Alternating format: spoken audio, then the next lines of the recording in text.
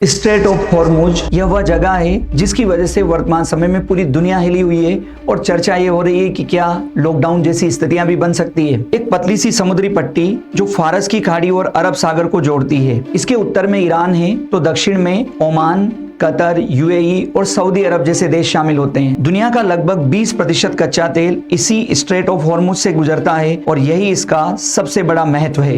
भारत, पाकिस्तान, चीन, श्रीलंका और जापान जैसे देशों की निर्भरता इस स्ट्रेट ऑफ हॉर्मुज पर बहुत ज्यादा है। मतलब ये सिर्फ पानी का एक दरिया नहीं बल्कि दुनिया की ऊर्जा धमनी है। जब अमेरिका और इजराइल ने ईरान पर अटैक किया तो ईरान ने स्ट्रेट ऑफ हॉर्मुज पर कब्जा कर लिया और यहाँ से गुजरने वाले कच्चे तेल को नियंत्रित कर दिया। क्योंकि ईरान ये बात जानता है वो अमेरिका और इजराइल से केवल बम या गोला बारूद से नहीं जीत सकता, तो उसने स्ट्रेट ऑफ हॉर्मुज की आर्थिक नाकेबंदी कर दी ताकि पूरी दुनिया का जो दबाव है वो इन देशों के ऊपर आए और वो युद्ध रोकने के लिए प्रयास शुरू करे। स्ट्रेट ऑफ हॉर्मुज की आर्थिक नाकेबंदी का परिणाम क्या हुआ? पहले 130 से अधिक जहाज निकलते थे, अब केवल 5 से 10। इस क्षेत्र में शिपिंग 90% तक गिर गई। कच्चे तेल की कीमतें $70 प्रति बैरल से $120 प्रति बैरल तक हो गई। विशेषज्ञों का तो यहाँ तक मानना है कि अगर ये युद्ध लंबा खींचता है तो ये कीमतें $150 प्रति बैरल से $200 प्रति बैरल तक जा सकती है। सबसे बड़ा सवाल और जिसकी वजह से हम यहाँ बात कर रहे हैं, भारत पर इसका क्या असर होगा? दरअसल भारत पर होने वाले असर की चर्चा उस समय बहुत ज्यादा होने लगी जब भारत के प्रधानमंत्री नरेंद्र मोदी ने इस खाड़ी देश में चल रहे संकट पर संसद में चर्चा में भाग लिया और उन्होंने कहा कि हम लोगों ने कोरोना जैसी स्थिति में भी मिलकर काम किया है, उससे बहुत प्रभावशाली तरीके से निपटा है, तो हम इस संकट से भी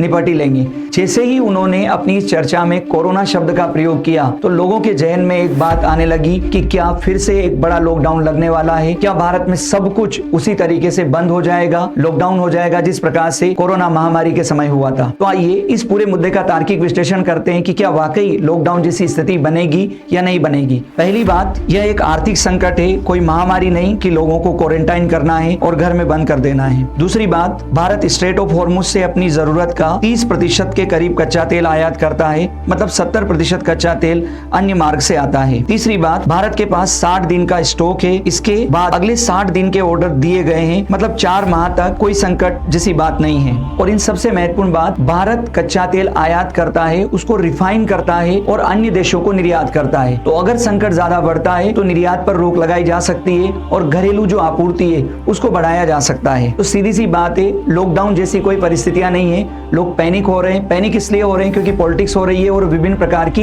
अफवाहें फैल रही है। तो लॉकडाउन जैसा कुछ होने नहीं जा रहा है। हाँ, ये जरूर हो सकता है कि अगर चीजें लंबी खींचती है, ये युद्ध लंबा चलता है तो कीमतें बढ़ सकती है और पेट्रोल, डीजल या एलपीजी की जो आपूर्ति है वो थोड़ी कम हो सकती है। धन्यवाद।